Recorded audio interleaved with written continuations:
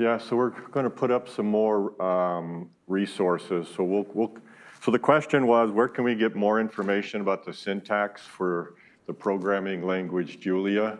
So probably under our pages link, we will create a Julia repository. So we've pulled up some good information recently, but thank you for the question, and certainly should have been there before school started. Others? Yeah, I think that's the main stumbling block. So what I'd like to suggest you guys do is you open up a Google Doc and you start collecting all of the commands that you've used and you organize them according to. These are really cool commands for plotting. These are cool commands for doing matrix indexing, pulling columns and vectors out of matrices, which one needs a transpose on it, things like that, okay? I think that will be very helpful. And then if you really want to help yourself out, we don't have written exams in Rob 101, at least not this semester. And that could make you be a little bit lazy on organizing your notes because you tend to organize them and get all really good right before an exam, okay? So I would suggest that you do it on your own, but either open up a Word document of some kind, or if you like LaTeX, Overleaf is a really good free open source form that you can use, and just organize the facts you have, which is, of course, much more condensed than the book, okay? So each lecture might be half a page or something. Just a suggestion. Okay, we're going to start chapter 6. I don't know if you've noticed, but the first chapters in the book are extremely short. And that's because I was not planning to write a book when I started putting this material together. They're just going to be handouts. And so then I put them all into a book. And then the next chapters after this one start getting to be a little bit more meaty. So we're going to look at more facts about the determinant, introduce the matrix inverse, and then what is the transpose of a matrix. And so right here on these outcomes, you have the key facts that we will be going through. If A and B are both square and can be multiplied, then the determinant of the product is the product of the determinants. Very useful to know. We will talk about what it means to invert a square matrix, but there's only one matrix inverse I want you to be able to compute by hand. A lot of linear algebra courses will teach you how to do it for 3 by 3, 4 by 4, and in principle, general matrices with row reduction, etc. It is a total waste of time. It will never be useful to you as an engineer, at least not as useful as the stuff we will teach you here. So memorize that one formula, and that's it. You've got matrix inverses as far as we are concerned. And then we'll do this thing called the transpose, which takes columns of one matrix into the rows of a new matrix. And then it's not in the outcomes, but it will be when I do the next edit. We're going to underline why you should not trust the matrix determinant. So we're going to have a little theory versus practice discussion. Okay, that's kind of a theme of Rob 101, practice, engineering practice. And we'll also talk about why you should not, in general, compute the matrix inverse. It's nice to know it exists, and it's nice to use it in formulas, but you don't really want to compute it. Seems bizarre. It goes against the grain of all the standard linear algebra courses. And the next part will be easier if I follow my notes and get the notation correct. Okay, so that's where we're going. And we're going to start with the easiest stuff while we're getting warmed up, which is the matrix transpose.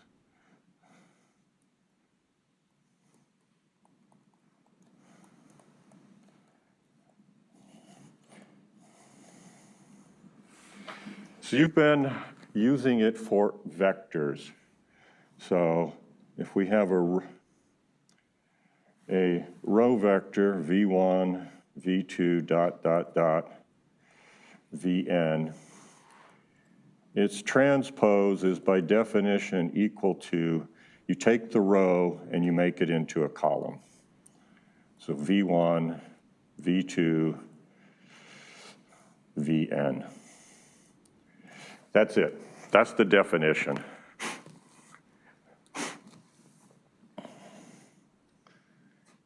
And vice versa,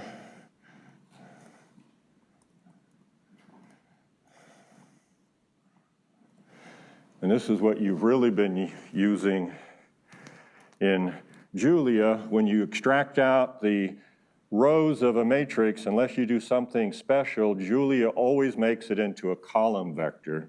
So what you guys have been doing a lot in Julia is if you start out with V1, V2,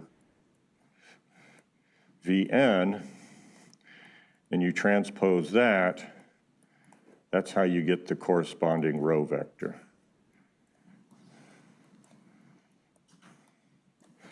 And sometimes it's hard for me not to write commas to separating, because when you're usually writing math, you often put commas in there. But we're talking about syntax in the 1 minute before class started, and in Julia, a comma creates rows, okay? Commas and semicolons are the same. So spaces is what you need in between elements to keep them in a row. Okay, so that's what the matrix transpose is when it's in the special case of either 1 by n or n by 1 vectors. And the key thing, rows go to columns,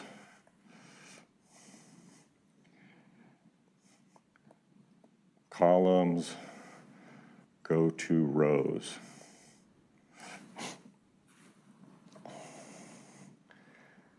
Okay, and then so if I take a vector and I transpose it, and then I transpose it again, what am I going to get?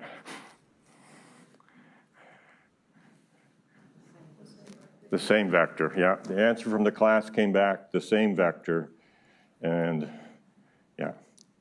So you do transpose twice, you've just undone the transpose. Okay.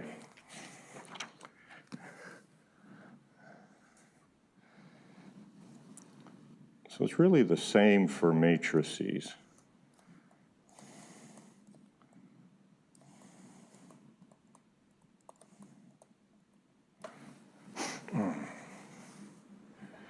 So if I have a matrix A,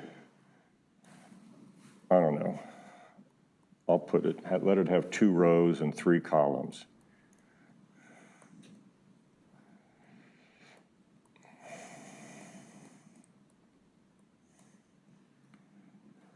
Okay, so there's our prototypical 2 by 3 matrix.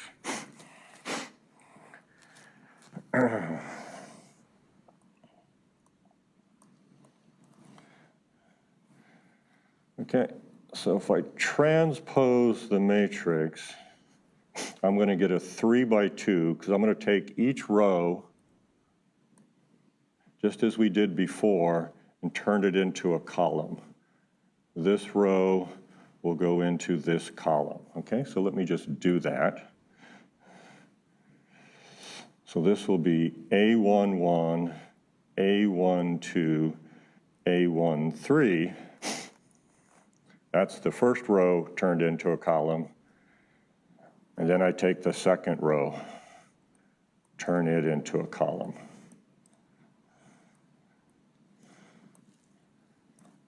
So that's now a 3 by 2. So when I swap the rows and columns, I change the number of rows, number of columns, they get flipped like that. Super hard, not the hardest thing you've done in mathematics in your lives, okay? And then if we do A, I transpose it, and then I transpose it again. Surprise, I get A back, okay? So that's how that works. And I think you guys can read the book for more facts and properties of the transpose, okay? So I don't think this is the stumbling block in the chapter.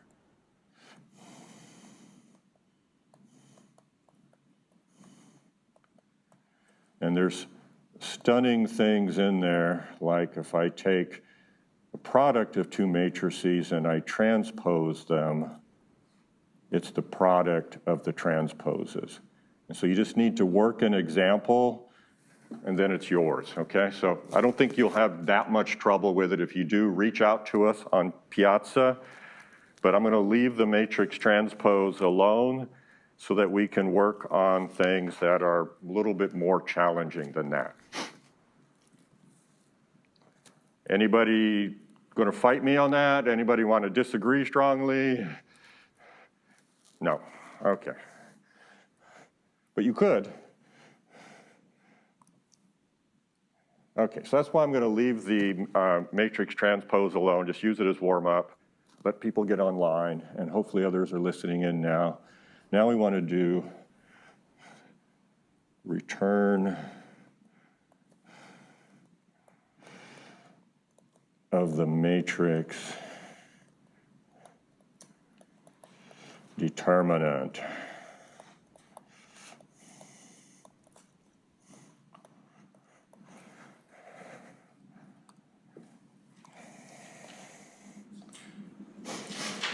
Okay, so there's some very useful facts about the determinant that are truly your friend, and then there are some other properties of the matrix determinant of how it relates to something called the matrix inverse, where it's kind of your friend who's double dealing behind your back, okay? So we're gonna uncover those a little bit later in the lecture.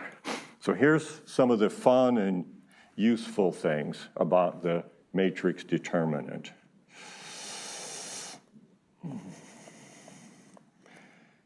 Suppose A and B are both n by n matrices.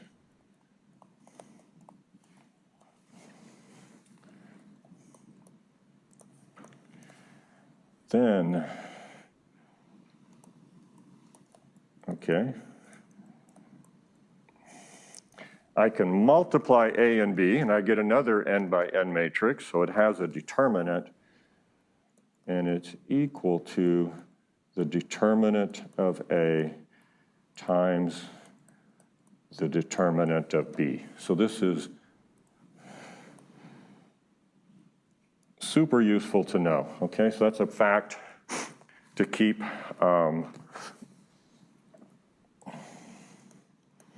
handy. So this is very useful.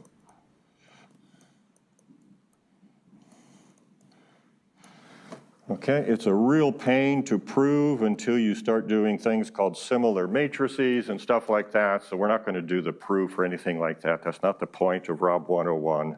But that's just one of the facts about the determinant that are good to know. And here's a cool consequence of it.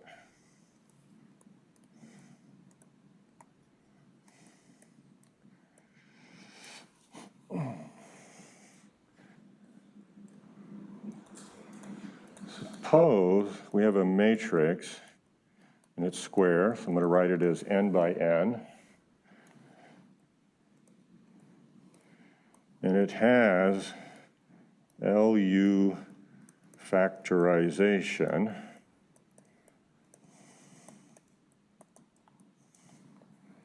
Well, A equals lower triangular times upper triangular.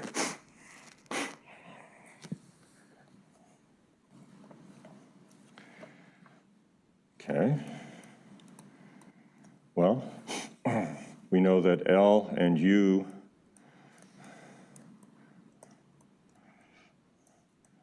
they're also n by n, okay? That's what comes out of our LU factorization algorithm. And hence, the determinant of A is the determinant of the lower triangular matrix times the determinant of the upper triangular matrix.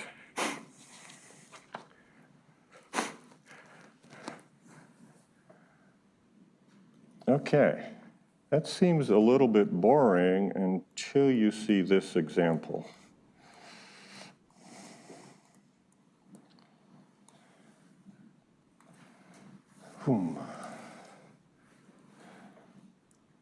Here's my matrix. We've done the LU factorization of it in lecture.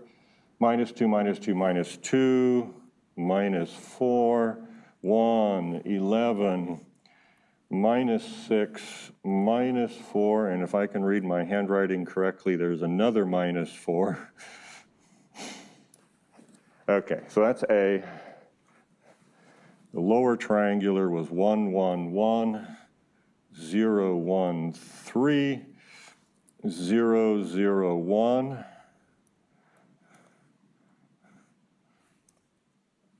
Let you catch up a second. And then we have minus 2, 0, 0, minus 4, 5, 0, minus 6, 2, and minus 4.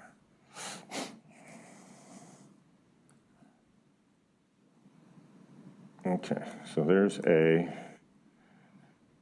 there's L, there's U.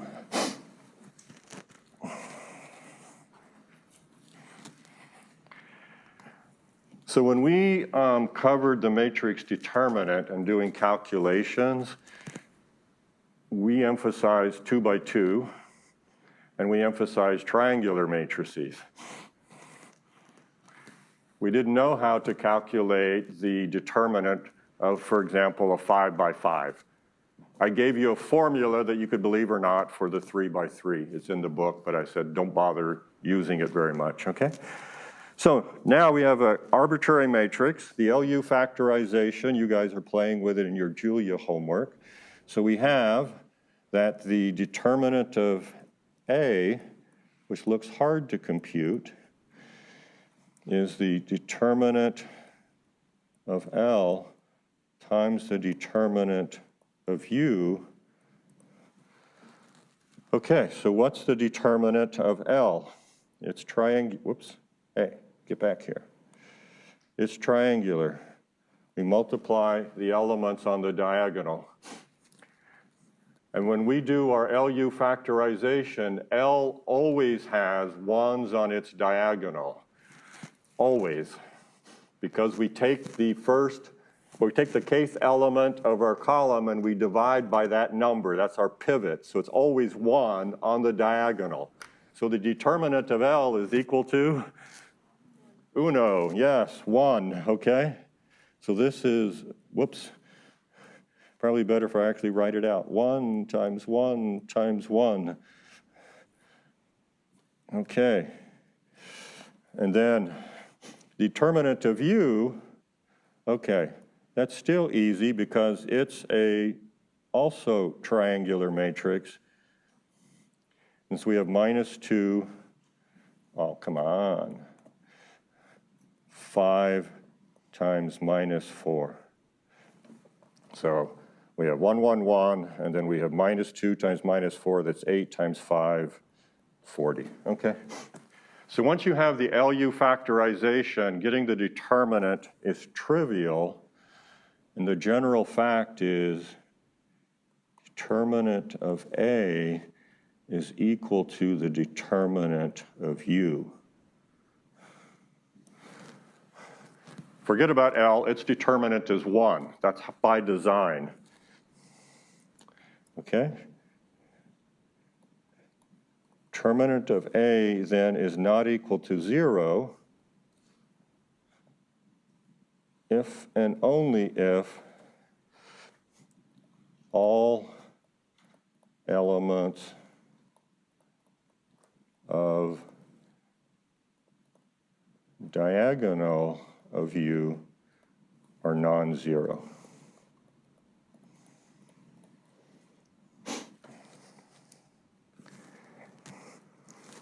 Okay, so typically we don't need to know the exact value of the determinant of A even. We just want to know if there are a system of linear equations, has a unique solution, or maybe it falls into the case that there is no solution or an infinite number of solutions. This determinant is the thing that decides between those various cases. And so all we have to do is look here and say all of those are non-zero. I can solve AX equals B. And we know how that works because we've done it, because solving AX equals B is now doing a forward substitution with the lower triangular part and a backward substitution with the upper triangular part, and the numbers we divide by when we do backward substitution are the diagonal elements. So go back and look at that, and that'll tie everything together.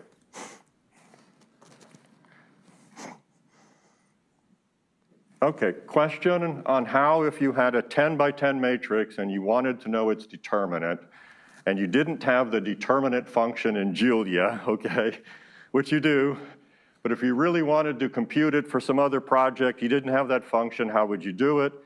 Simply apply your LU factorization and then look at the diagonal of U. Done, okay? So that's an effective way to compute the determinant of a matrix. Cool? Not cool? Sort of? Any more excitement in virtual land than in the classroom today? I got a smile out of Isabel. Okay, so I'll take that. So that's a good fact about the determinant. Here's another useful thing.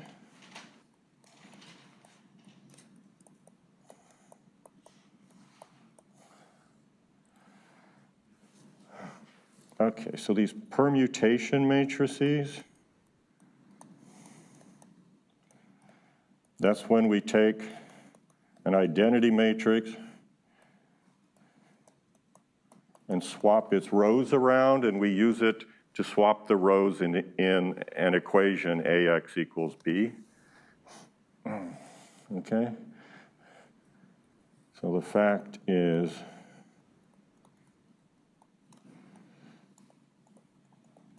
the determinant of P, if you take its absolute value, equals 1, always. So that means determinant of P can only take on 2 values, +1 or -1.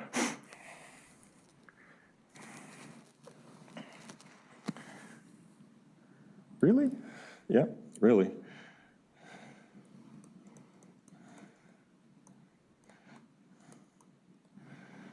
So here's a permutation matrix.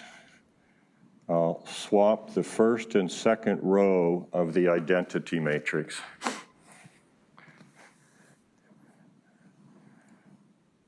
And then it's 2 by 2, so I can compute the determinant easily.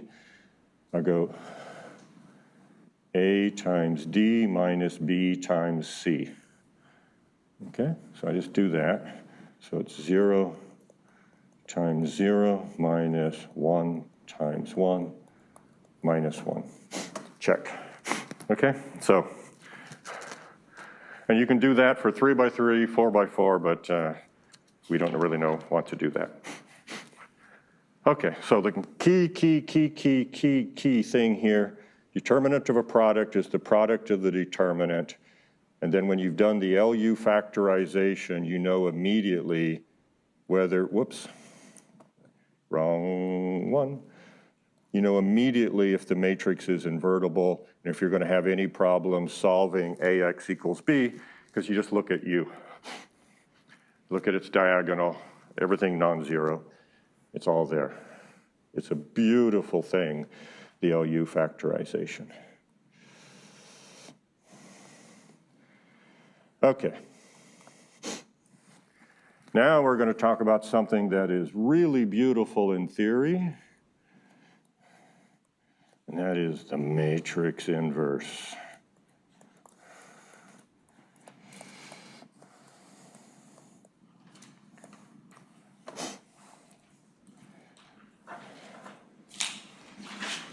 Okay, so this is to matrices what division is to real numbers.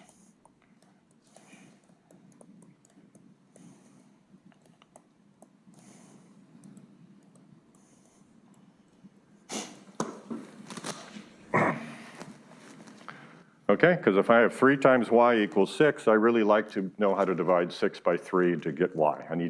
Division is really useful. So this is really the equivalent operation for matrices. Okay, so we'll start out with the standard treatment of this, and then we'll head down the rabbit hole.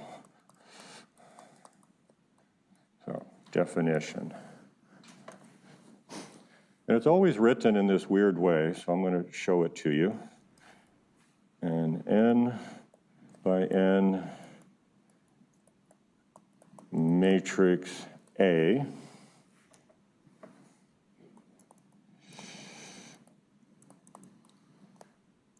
is said to be invertible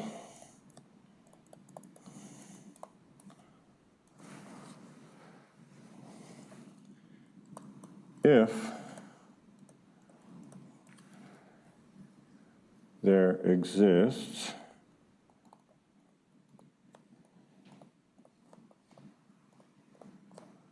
another n by n matrix.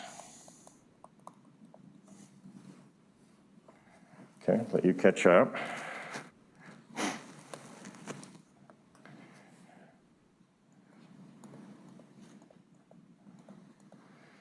And that matrix is always denoted as A with a -1, so it's called A inverse. And its property has to be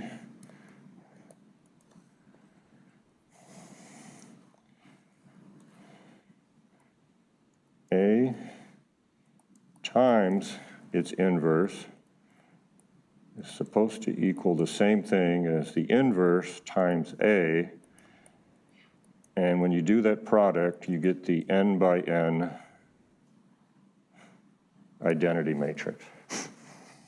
Ooh. We'll come back to this.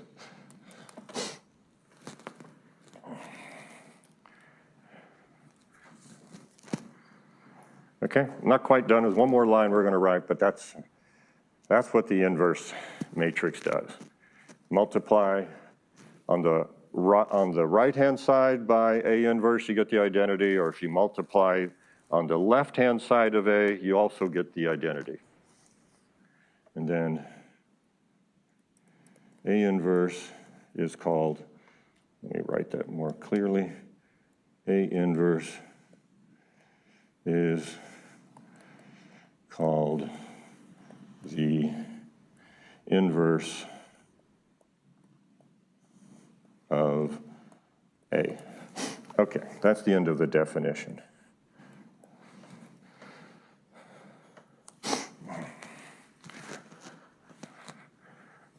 Okay, so it's always written that you have to check this side. When you multiply by that potential matrix, that's the inverse, you get the identity, and you multiply on this side, you have to get the identity. That's the way it's always written in all the books, okay?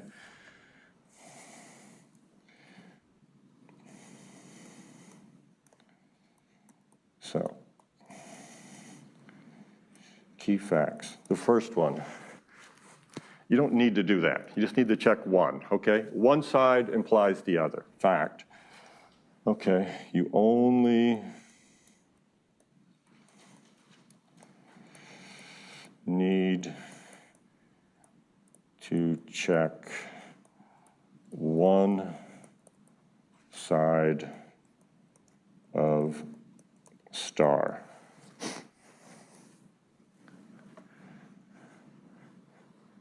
Let's make that a comma, because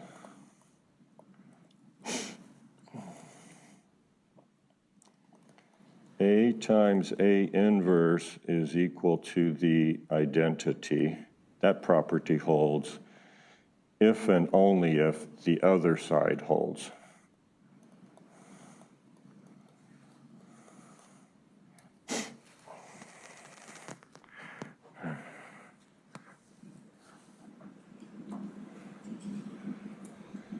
And just as a remark,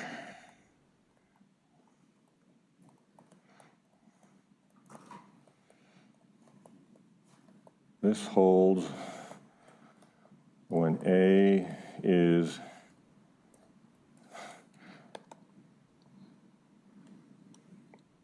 legible. When A is not much better, but anyway, moving on. A is made of real numbers or even complex numbers. So if you've studied square root of -1.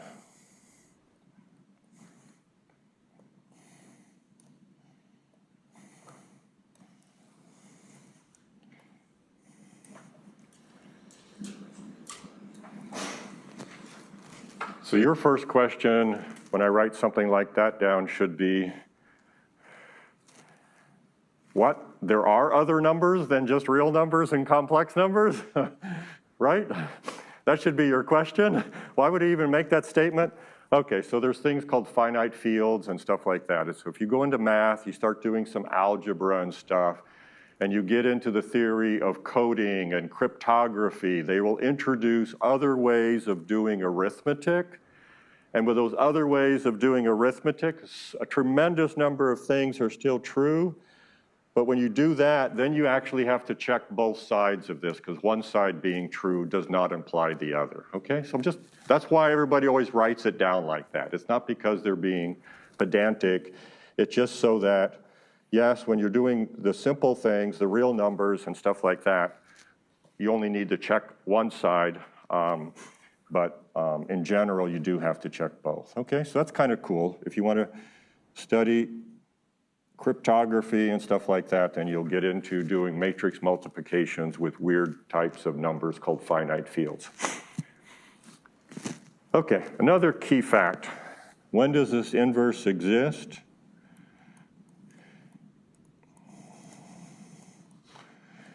If and only if, should be a space there, that'll give you guys a chance to catch up. If and only if determinant of A is not equal to 0.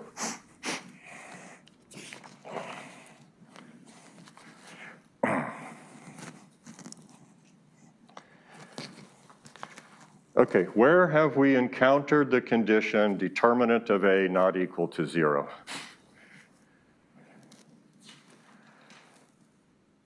In our study of systems of linear equations, okay? And determinant of A, when we have AX equals B, determinant of A not equal to 0 is if and only if we have a unique solution to the system of equations, okay? So we've seen this condition before, and it pops up here again on the matrix inverse. So we'll have to understand why that happens in a moment.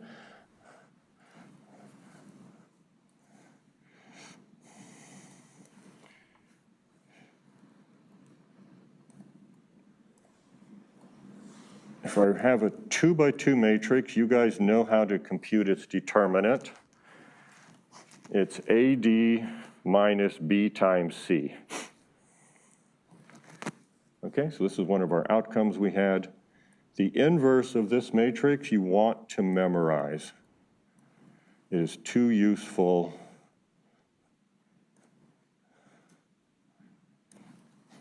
Okay, so it's 1 over the determinant of A. So now we see a little bit why that determinant condition is important. It even shows up in the 2 by 2 case, and it's obvious in the 1 by 1 case. Okay, we can't divide a matrix by a constant if the constant is 0. Okay, and then this becomes the D and A swap positions, and the B and C get minus signs.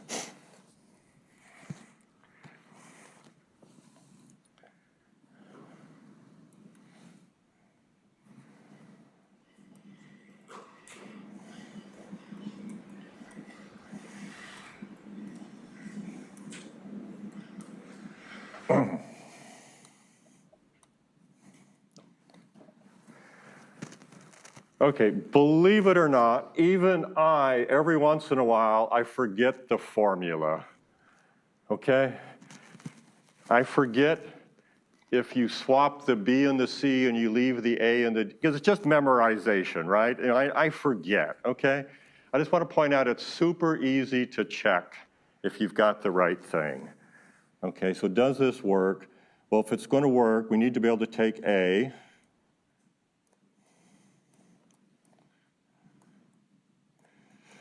multiply it by this purported inverse.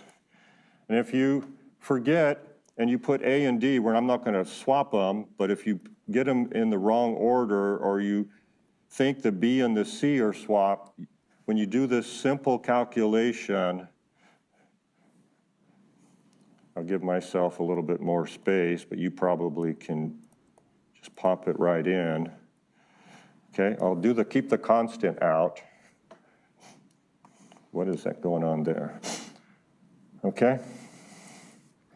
So how do we multiply matrices if we do the row times column? It's A times D plus B times minus C. Ooh, we got a 1, okay? When we divide that, we're going to get the identity. Let's keep going.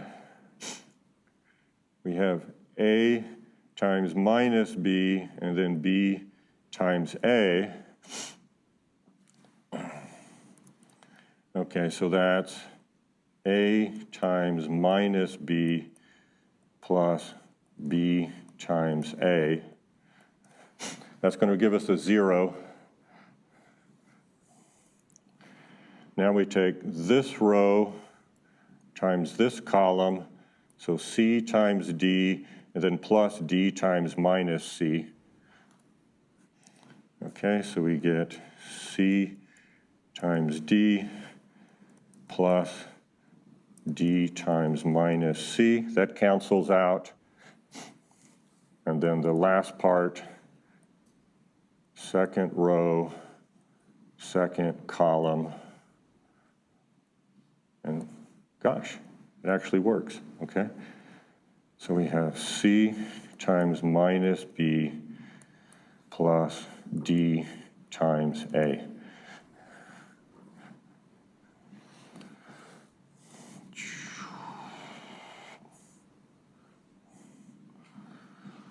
Okay, I'll line those up a little bit better.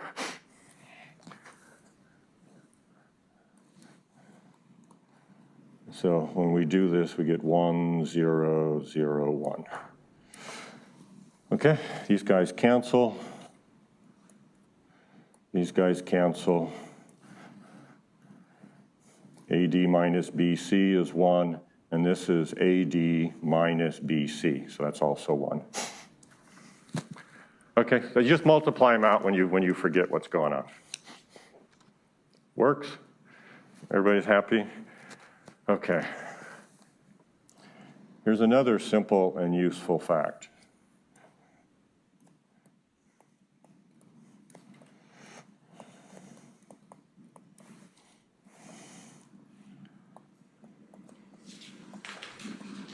So A is n by n, B equals n by n.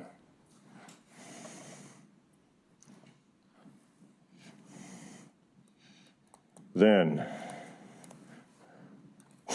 oops, keep it.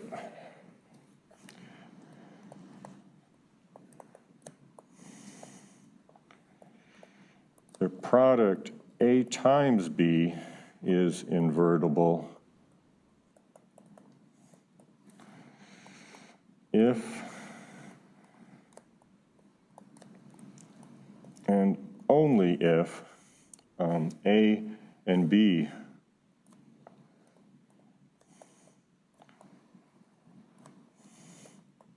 are both invertible.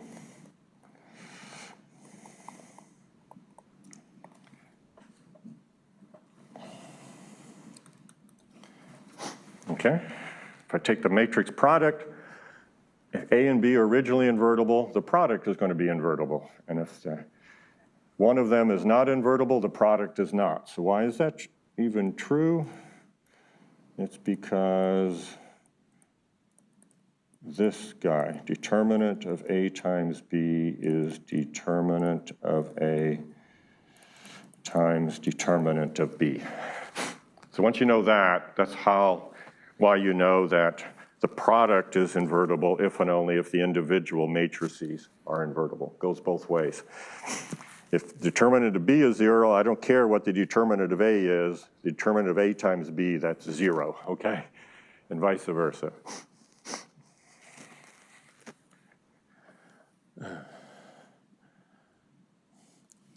Okay.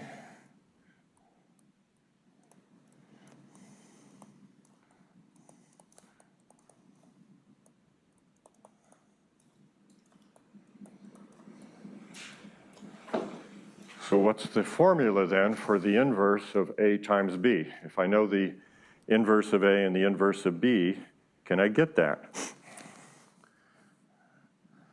Okay. A times B inverse is B inverse times A inverse.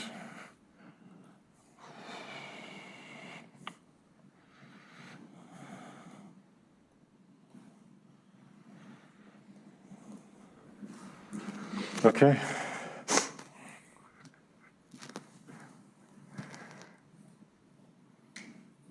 Super important, notice the flipped order.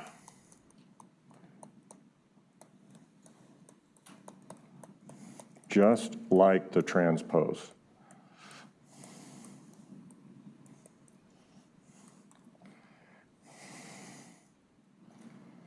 And let's just do a quick calculation to see why this is actually true. So I'll take C and define it to be B inverse times A inverse.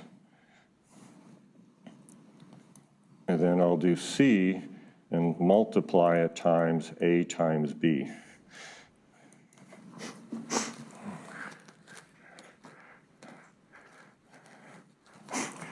So if I get the identity, then C is the inverse of A times B. And the reason I'm doing this is because it's easy to forget that you need to swap them, okay? It is so easy in a calculation, or you're playing with Julia and you want this inverse, but you've already got the inverse of the pieces, that you forget to swap them. And I just want to write it out so you can always check it, okay? So if you forget, all you do is you write down, what is C? It's B inverse times A inverse, and you're multiplying that times A times B. And so we have B inverse, A inverse, A, B. And now you see what happens. A inverse times A is the identity. So this is B inverse times B, because the identity matrix doesn't change anything when you multiply things. But by the definition of B inverse, this is the identity. So this is the identity. Yay, it worked, okay? So that's how you check when you forget, okay? You just write that down, and then you can always double check, okay?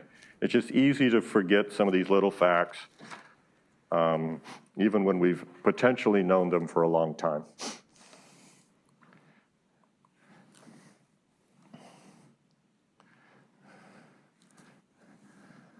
Okay, so what is the utility?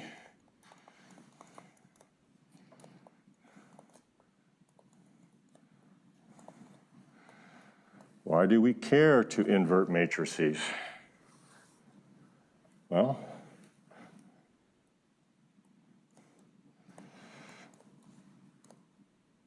suppose we have AX equals B, and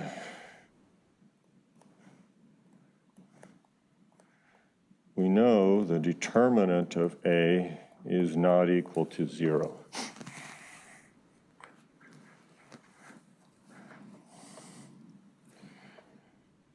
Conclusion, we know a unique solution exists. No, exists a unique solution. That's cool.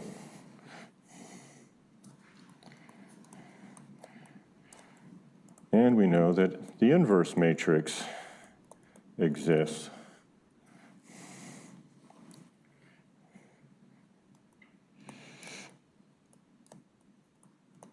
Can we relate the solution to the matrix inverse? So that's the big question.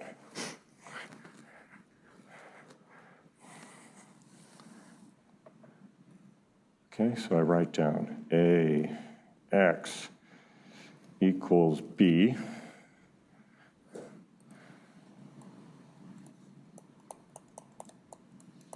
And multiply both sides by this thing that exists. I end up with A inverse AX equals A inverse times B.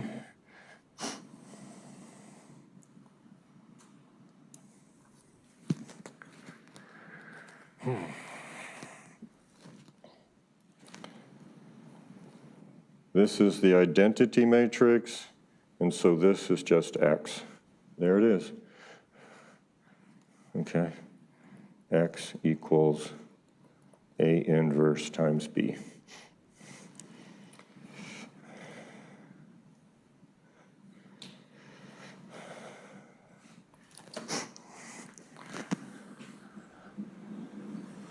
Okay, so this is beautiful.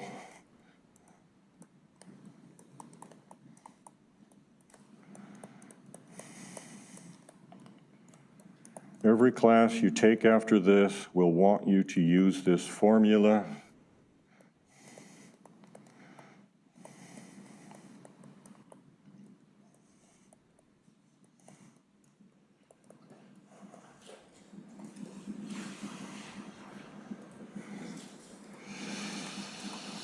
But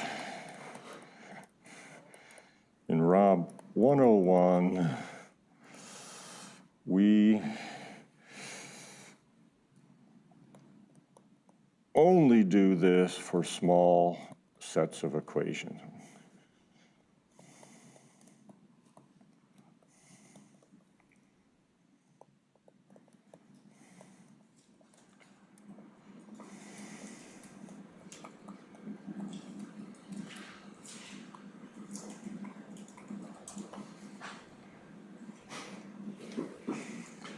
Okay, it's so gorgeous. It's the closed form answer to your equation. So you want to know that, because everybody, when you're taking a linear, that has a linear algebra prerequisite, wants you to know that. Now, all of them will just have you use that formula, and it's because they will always be doing examples that are 3 by 3, 5 by 5, maybe 7 by 7, okay? Never 1,000 by 1,000, okay? So we need to start talking about theory versus reality.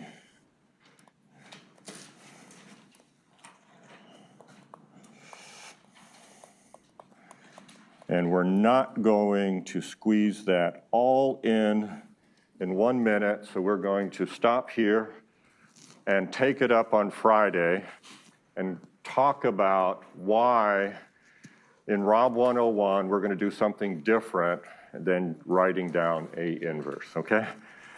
So we're going to go down the rabbit hole. When you get to your other courses, pretend that you love X equals A inverse times B, okay? They're going to think you're weird if you're fighting that. I know you guys think I'm just like, why would he be saying that, okay? Tribby knows. She's a grad student in robotics. She knows what happens when you numerically compute this thing. It starts falling apart and your code just blows up, okay? And we'll talk a little bit about why. But if you're just doing theory and you're writing down a formula, it's great. And if your code is only doing 3 by 3 and you're doing homework examples in a sophomore or junior level course, absolutely use A inverse times B, okay? Just don't think it works as a practicing engineer. It will not. Okay, that's it. Thank you.